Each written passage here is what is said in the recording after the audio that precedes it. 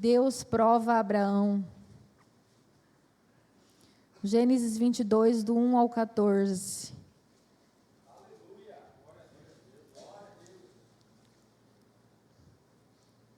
Amém? Fácil de achar Gênesis, né, irmãos? Primeiro livro da Bíblia, não precisa ficar explicando, não. Então, vamos lá para a leitura. Passado algum tempo, Deus pôs Abraão à prova, dizendo-lhe: Abraão. Ele respondeu: eis-me aqui. Então disse: tome seu filho, seu único filho, Isaque, a quem você ama, e vá para a região de Moriá. Sacrifique-o ali como holocausto, num dos montes que lhe indicarei. Na manhã seguinte, Abraão levantou-se e preparou o seu jumento. Levou consigo dois de seus servos e Isaque, seu filho. Depois de cortar lenha para o holocausto, partiu em direção ao lugar que Deus lhe havia indicado. No terceiro dia de viagem, Abraão olhou e viu o lugar ao longe. Disse ele aos seus servos: fiquem aqui com o jumento, enquanto eu e o rapaz vamos até lá. Depois de adorarmos, voltaremos. Abraão pegou a lenha para o holocausto e a colocou nos ombros do seu filho Isaque, e ele mesmo levou as brasas para o fogo e a faca. E caminhando os dois juntos, Isaque disse ao seu pai Abraão: meu pai. Sim, meu filho, respondeu Abraão. Isaque perguntou: as brasas e a lenha estão aqui, mas onde está o cordeiro para o holocausto? Respondeu Abraão: Deus mesmo há de prover o cordeiro para o holocausto, meu filho. E os dois continuaram a caminhar juntos. Quando chegaram ao lugar que Deus lhe havia indicado, Abraão construiu um altar e sobre ele arrumou a lenha. Amarrou seu filho Isaque e o colocou sobre o altar em cima da lenha. Então estendeu a mão e pegou a faca para sacrificar o seu filho. Mas o anjo do Senhor o chamou do céu: Abraão, Abraão. Eis-me aqui, respondeu ele. Não toque no rapaz, disse o anjo. Não lhe faça nada. Agora sei que você teme a Deus, porque não me negou o seu filho, seu único filho. Abraão ergueu os olhos e viu um carneiro preso pelos chifres num arbusto. Foi lá pegá-lo e o sacrificou como holocausto em lugar do seu filho. Abraão deu àquele lugar o nome de o Senhor proverá. Por isso até hoje se diz: no monte do Senhor se proverá. Deus, obrigado pela tua palavra, Senhor. Leva a nossa mente cativa ao trono da graça, que não haja nenhum impedimento à tua palavra, Senhor, que nenhuma distração venha tirar, nos roubar aquilo que o Senhor tem para nos entregar nessa noite. Pai, em nome de Jesus, Senhor, que o teu Espírito, Senhor, faça obra, porque Deus, não somos nós homens que fazemos, mas é o Senhor quem faz. A obra é tua, o povo é teu, a igreja é tua, Senhor. E nós estamos aqui somente para cultuar ao Senhor e servimos e oferecemos o nosso holocausto ao Senhor. Em nome do Pai, do Filho e do Espírito Santo de Deus, eu faço essa oração. Amém? Irmãos, podemos assentar em nome de Jesus? Irmãos, Abraão foi conhecido como o pai da fé, né? Que homem sensacional. Digo que eu, Priscila, ser humano, não sei se teria a mesma fé desse homem, grande homem de Deus.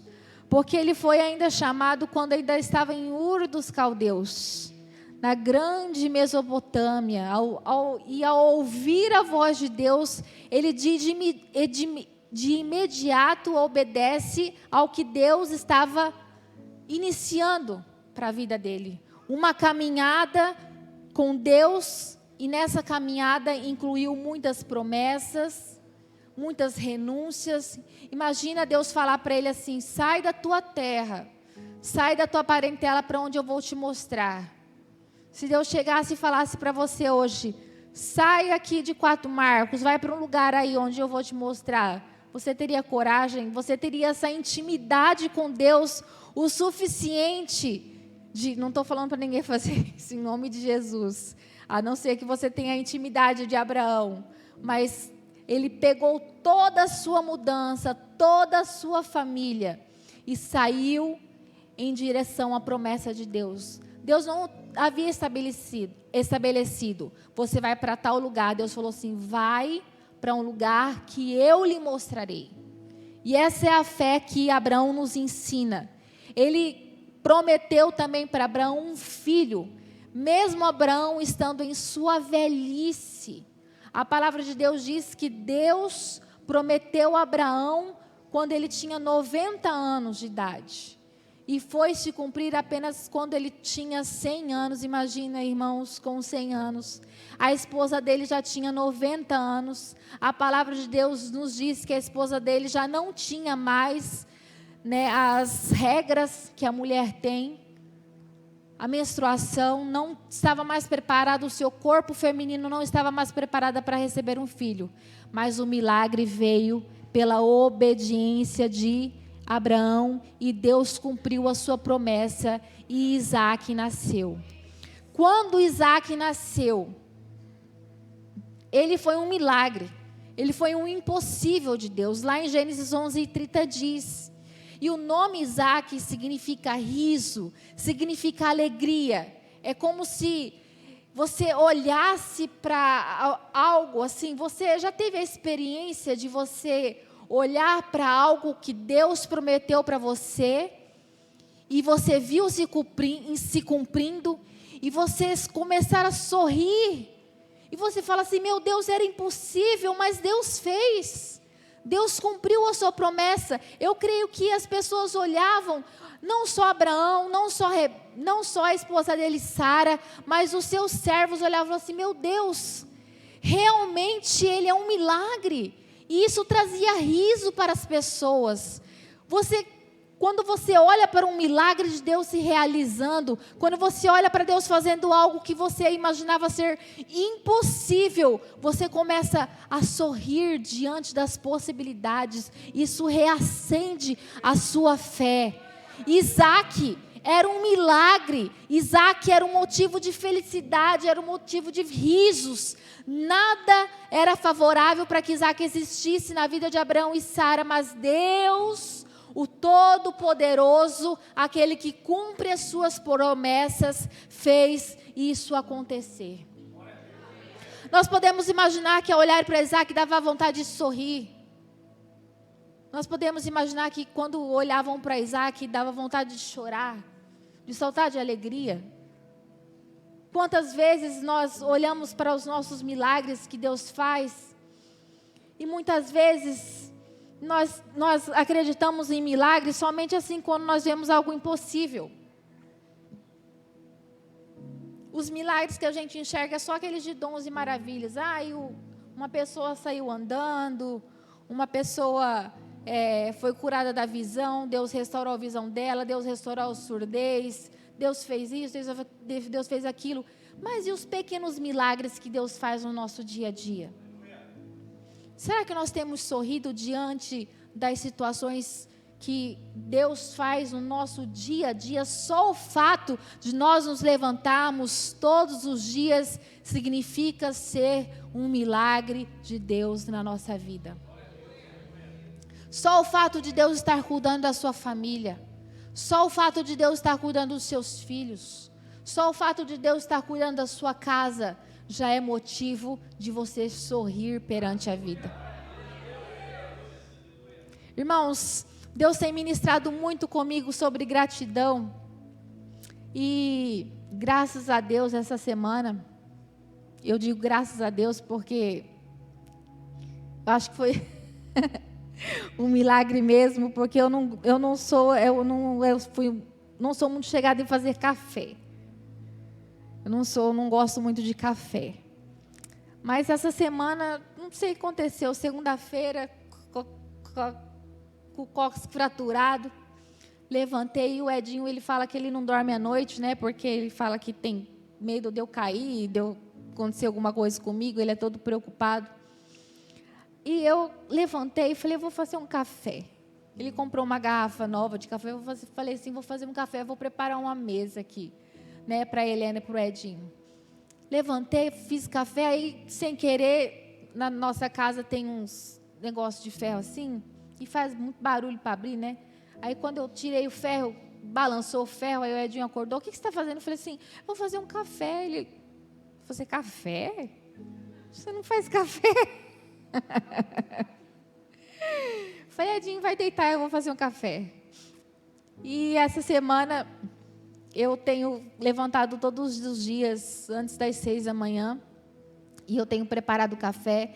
É o horário que eu tenho tomado minha medicação, mas por causa da medicação ser um pouco forte, eu volto a me deitar, mas eu deixo uma mesa preparada para o meu marido e para a minha filha, para eles se sentarem e comerem um café juntos, né, mesmo eu não estando participando por enquanto.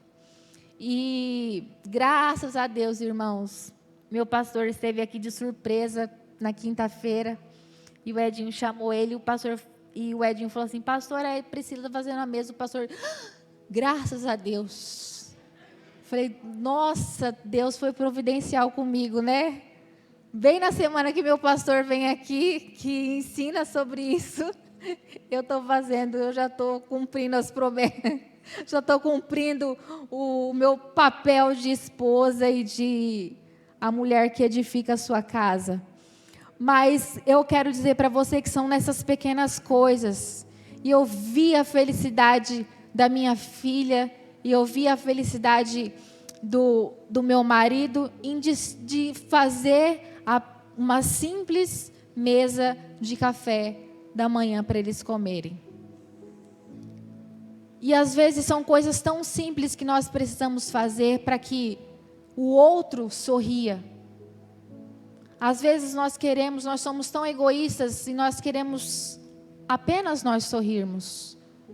Mas quando nós fazemos o outro sorrir, assim como quando Abraão e Rebeca olhavam para o seu filho sorria, que você seja esse instrumento, de que os outros olhem para você e sorriam, de que os outros olhem para as suas atitudes e sorriam, e se lembrem de você com um sorriso no rosto, porque não gere nos outros amargura, não gere nos outros tristeza, mas gere nas pessoas palavras de vida, gere nas pessoas palavras que vão incentivá-las na caminhada cristã. E eu quero te dizer nessa noite que coisas impossíveis vão acontecer na tua vida, e o teu milagre vai te desejar sorrir e se alegrar, e vai te fazer lembrar também de que era impossível, mas Deus fez. Porque o nosso Deus é o Deus do impossível, irmãos. A palavra de Deus diz que nós pedimos, mas nós não sabemos como pedir. Muitas vezes nós achamos que Deus é um Deus que é um gênio da lâmpada, que a gente só esfrega ali e Ele já realiza os nossos desejos. Não.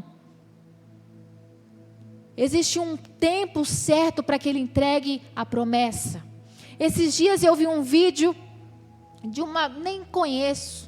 Sabe quando você fica rodando assim, a internet? Eu vi uma mulher falando assim, você entregaria para o seu filho hoje, em espécie, 10 mil reais? Seu filho de 7 anos de idade? Eu acho que não, né?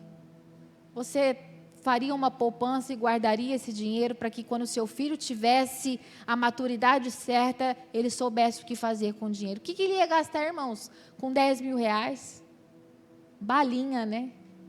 Picolé, sorvete, porque a criança não tem maturidade. E às vezes Deus está esperando a nossa maturidade para que Ele entregue o impossível para nós.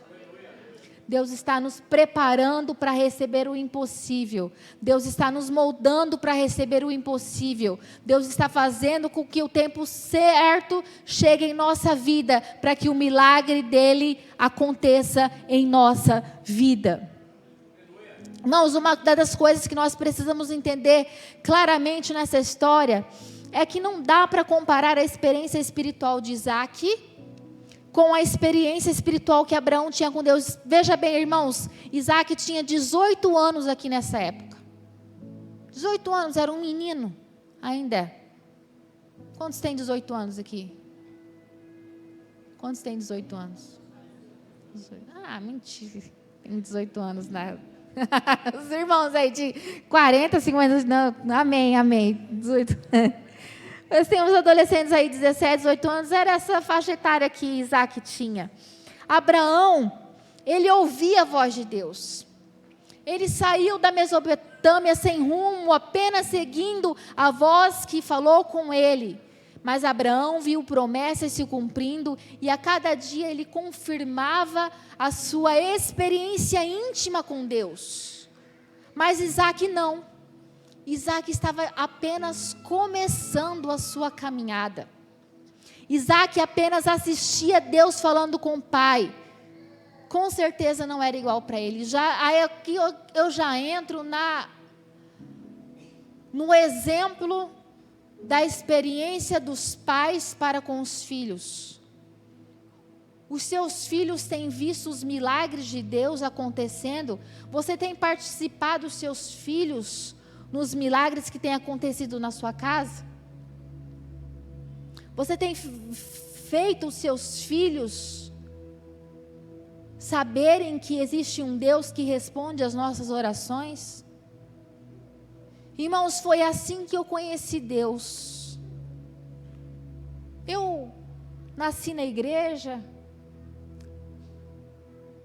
fui criada em escola bíblica, sabia muito de igreja, mas o meu conhecimento de Deus, quem me apresentou, e eu sempre falo a respeito disso, foram as experiências que a minha mãe levava nós termos com Deus. Ela falava assim: nós vamos orar por tal propósito, nós vamos levantar de madrugada e nós vamos fazer tal propósito. Esses dias eu fui para Cuiabá, no dia que eu quebrei o cóccix, eu falei assim para minha irmã, eu falei assim: Ju, você lembra que todo mundo chama ela de Julie, né? Mas o nome dela é Juliane. Eu falei: Ju, você lembra que mamãe colocava a gente para cantar 7 hinos do cantor cristão, 3 horas da manhã? Minha mãe: eu não lembro. Eu falei: mãe, eu lembro que a senhora colocava. Às vezes a gente estava dormindo, era meio adolescente, minha irmã era meio criança, porque minha irmã é bem mais nova que eu. E foi assim que Deus nos abençoou, com um carro que nós nem tínhamos condição, e eu não sei o que Deus fez. Deus abriu as portas, e eu falei assim: meu Deus, Deus ouviu as nossas orações, Deus existe. Sabe que essas experiências, elas geram no coração dos nossos filhos uma sede e uma vontade de experimentar de Deus, quando eles veem Deus respondendo às orações dos pais. Eu vou orar sozinho lá, eu e minha mulher vamos fazer a campanha sozinho. Irmãos, comecem a participar dos seus filhos. Comecem a participar dos seus filhos, dos propósitos da sua casa. Esse mês nós vamos fazer um propósito com Deus. Todo mundo aqui sem telefone, todo mundo aqui sem celular, todo mundo aqui sem tela. Vamos fazer um jejum aqui de açúcar. Todo mundo, pai, não quero, vamos. Todo mundo sem refrigerante. Nós fizemos no ano passado. E a Helena, ela foi a mais fiel. Nós fizemos ano passado, eu acho que alguns irmãos aqui sabem, nós fizemos ano passado 1 ano sem refrigerante. E às vezes a minha filha saía junto com outras pessoas e ela falava: não, eu não bebo, não estou bebendo refrigerante. Hoje o ano acabou, né? Já está perdida no refrigerante de novo. Mas falei para o Edinho, vamos ter que voltar a fazer o jejum dos refrigerantes, né? Porque Deus nos abençoou tanto, irmãos. Deus respondeu às nossas orações. E uma das coisas interessantes é que Isaac se acostumou a ver o pai cortar a lenha. Isaac se acostumou em ver o pai amolar o cutelo e acender o fogo para os sacrifícios. Isaac estava acostumado em ver o pai a ter esse relacionamento íntimo com Deus. Por isso que quando você lê essa passagem, você vê que os 2 servos de Abrão iam junto com eles para Moriá, mesmo sendo um segredo. Porque Abraão não contou para Rebeca. Já pensou se Abraão contasse para Rebeca, ó, Deus mandou eu sacrificar o nosso filho. Imagina o que você como mulher. Seu marido chegasse e você, ó, Deus mandou eu sacrificar o nosso filho. A Rebeca ia ficar, uai, mas Deus não tinha prometido, Isaac não é filho da promessa? Não, mas Abraão, ó, confiava no Deus que ele servia. Irmãos, que homem de fé.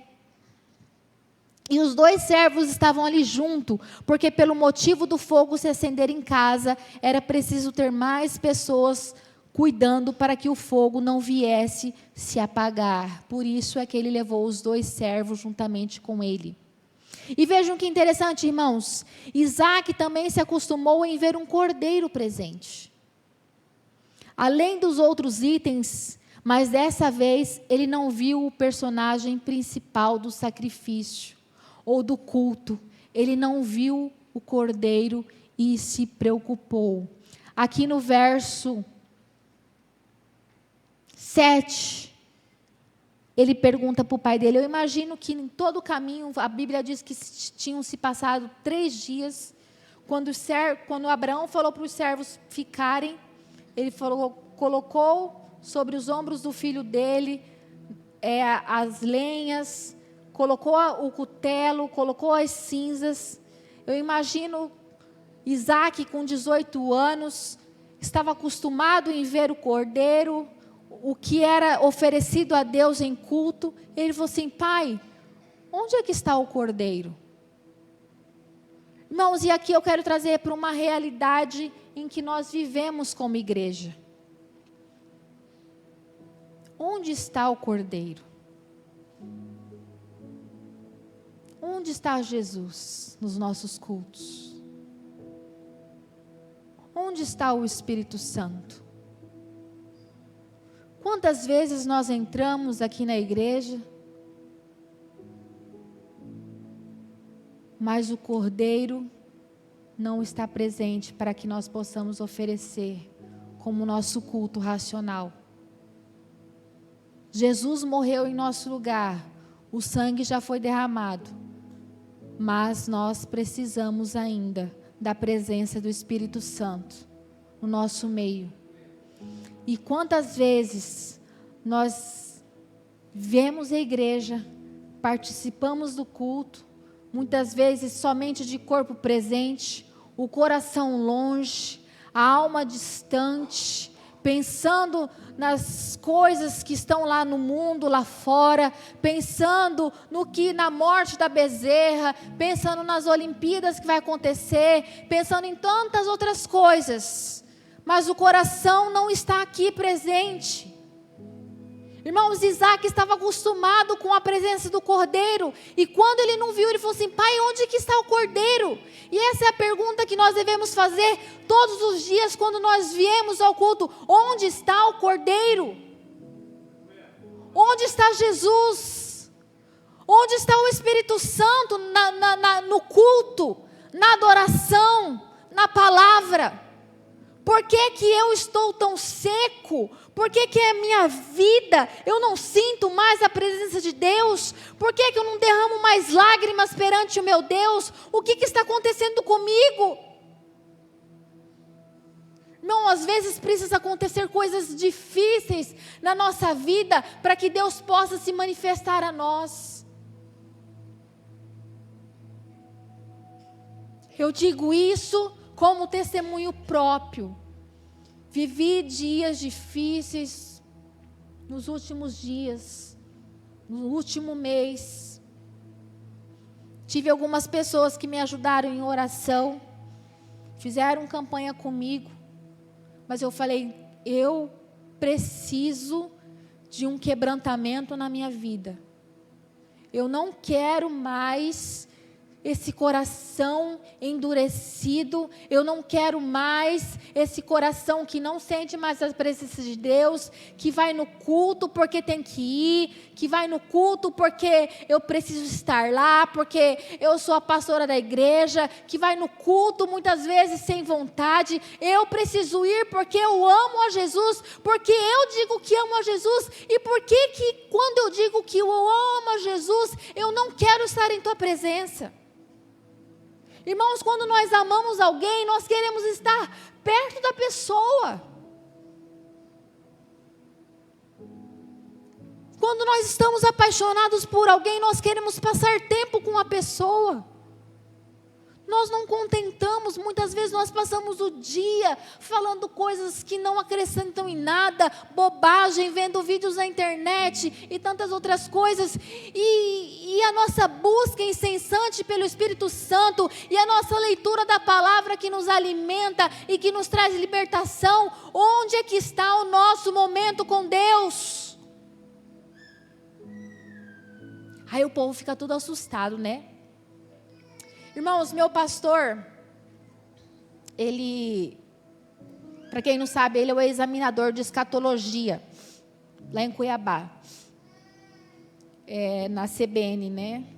O pessoal daqui que fez o exame da ordem teve sorte que não foi ele que veio, né? E ele falou assim,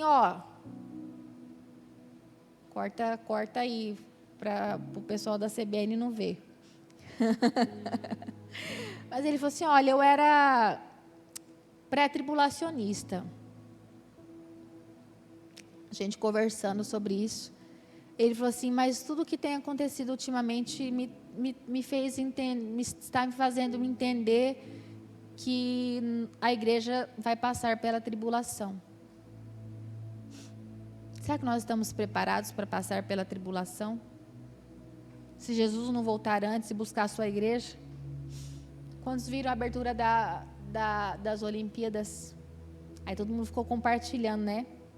Aquele cavalo branco lá, com aquele cavaleiro lá, e as nações seguindo. Um prenúncio da chegada de um governo mundial. Não vou entrar aqui em assunto de escatologia, porque não me cabe, não sou também mestre em teologia. Mas, além de gostar muito desse assunto, mas aí as pessoas ficam assustadas, né? Aí as pessoas ficam com medo. Mas será que nós estamos preparados? Será que o nosso azeite está cheio? Assim como quando Jesus conta a parábola. Se bem que para os teólogos nós não podemos aplicar parábolas dentro das doutrinas teológicas. Mas as parábolas das 10 virgens é uma das palavras mais claras e evidentes que existe, de que quem não estiver preparado, o noivo vai fechar a porta e nós não estaremos com ele. Irmão, já pensou você passar a vida inteira aqui? Quantos anos da sua vida, não sei, 50, 60, 70 anos, e chegarmos lá no céu fazendo a obra, fazendo tudo, trabalhando na igreja, e Jesus falar assim, eu não te conheço. Ah, Jesus, no seu nome eu profetizei, no seu nome eu preguei, no seu nome eu ganhei. Jesus fala assim, eu não te conheço. Você não falava comigo. Você não tinha relacionamento comigo, você não conversava comigo. Você não oferecia sacrifícios de louvor para mim. Eu não te conheço, eu não tenho relacionamento com você. Como é que eu quero ir na casa do irmão Márcio se eu não tenho relacionamento com ele?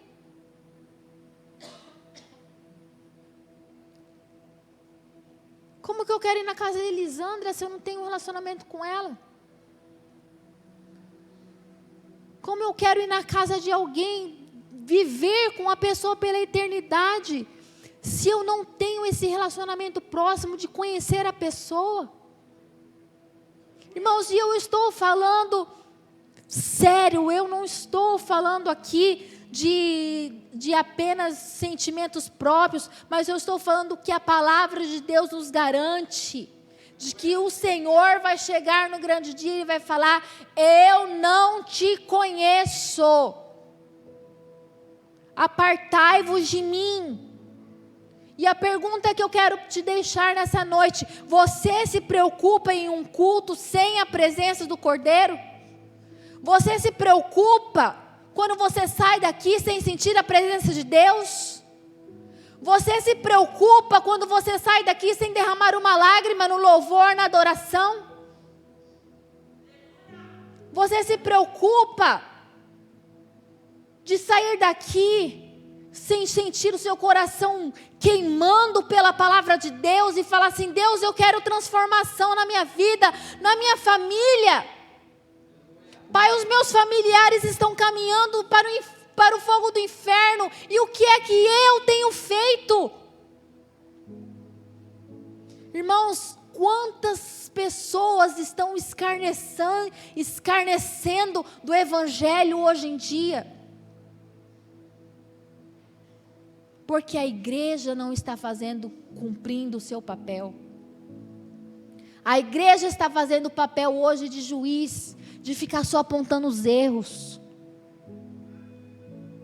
de ficar só fofocando.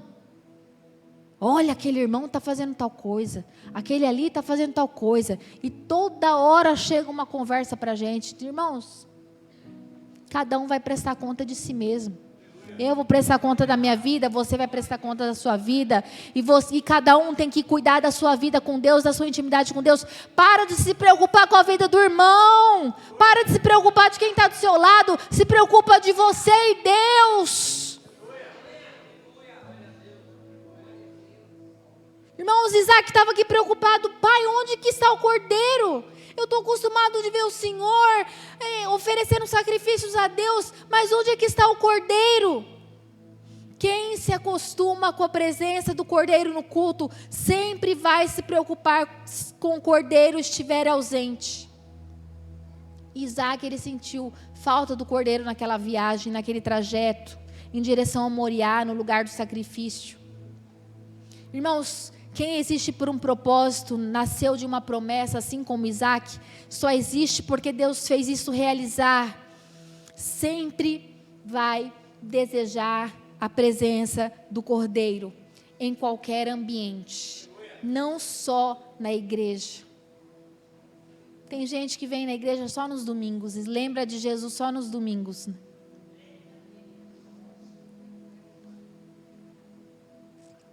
Aqui nós estamos no culto.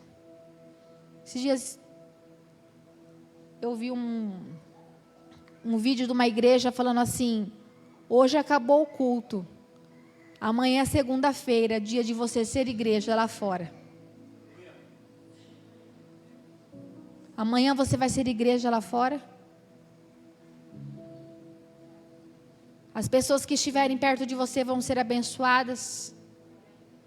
Amanhã você vai oferecer o cordeiro lá na sua casa, você vai querer a presença do cordeiro lá na sua casa.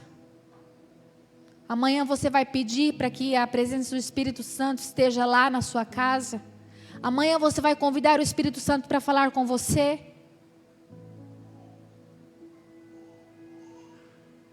Irmãos, nós precisamos da presença do Espírito Santo sobre as nossas vidas. Nós precisamos de quebrantamento, e através do quebrantamento vem um avivamento. Não existe avivamento sem quebrantamento.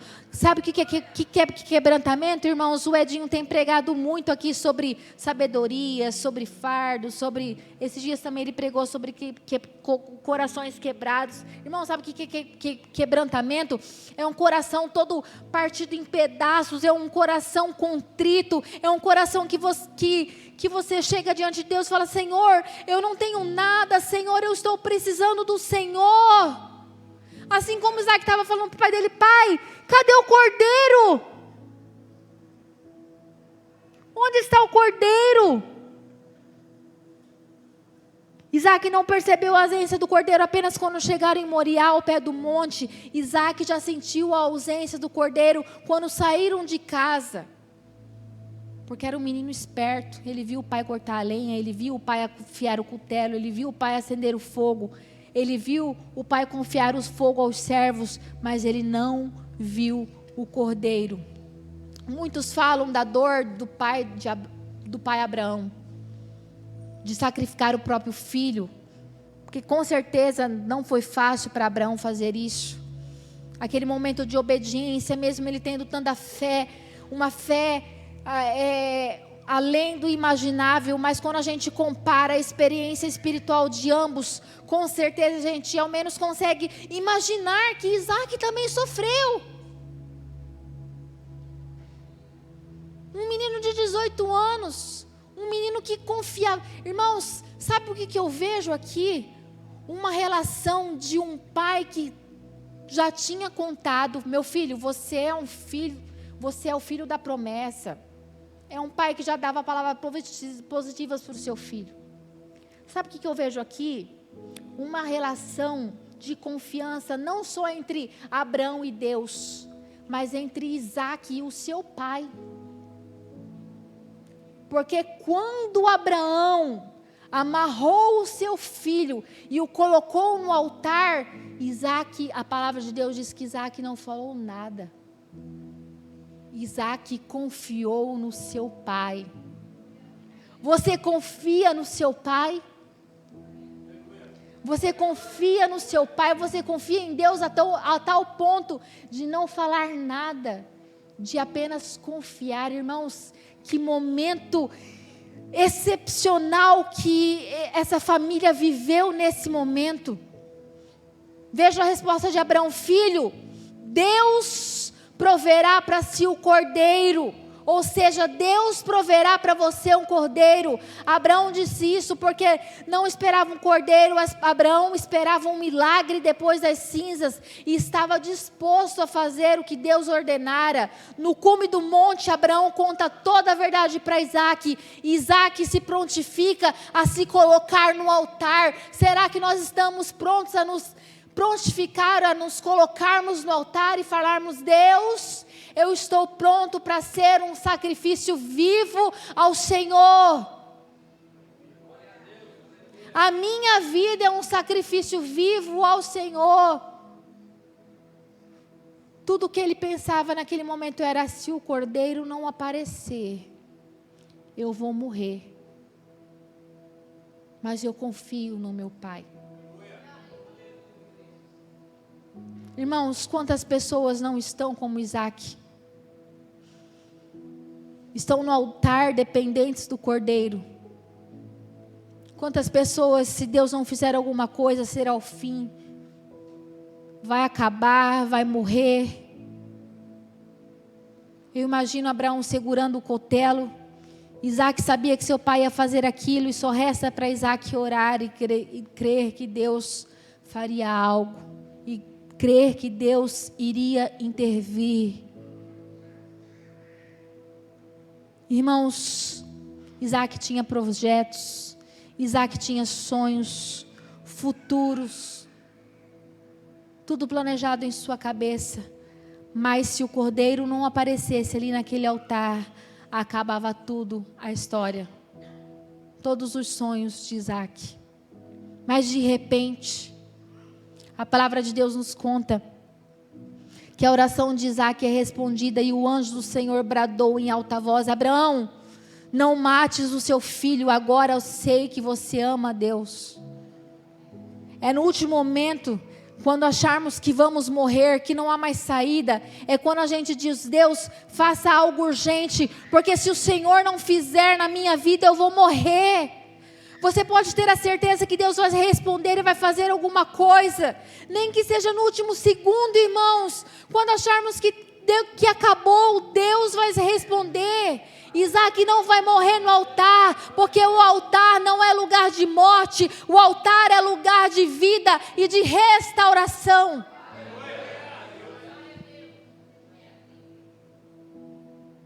Irmãos, nós como igreja, nós precisamos entender isso. Nós como igreja, nós precisamos nos quebrantar e nos perguntarmos: onde está o Cordeiro? Onde está a presença de Deus?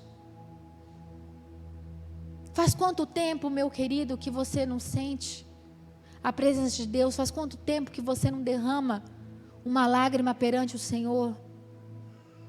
Faz quanto tempo que o seu coração anda endurecido? Talvez por situações em que você não perdoa, em que você está com picuinha lá na sua casa, na sua família, ou dentro da igreja mesmo. Tantas coisas têm te impedido de ter um relacionamento próximo com Deus. Irmãos, não são os grandes pecados que nos afastam de Deus, são as pequenas raposinhas, são as coisas pequenininhas que nós vamos deixando entrar no nosso coração, e isso vai nos esfriando, isso vai nos matando, e isso faz com que nós fiquemos distante do Senhor e não consigamos ouvir a sua voz. Aí sabe o que Deus faz? Deus faz você lá na sua casa de uma hora para outra cair, fraturar um osso do seu corpo, porque Deus estava gritando. Tem uma frase, eu não me lembro, não me recordo qual pregador que fala: quando Deus quer falar, Ele envia um profeta, mas quando Deus quer gritar, Ele envia um problema. Se você está passando por situações que não há solução para a sua vida, assim como Isaac estava aqui, não tinha solução, não tinha cordeiro, não tinha nada. Estou aqui apenas na dependência de Deus. Eu quero te convidar a te colocar de pé. Em nome de Jesus.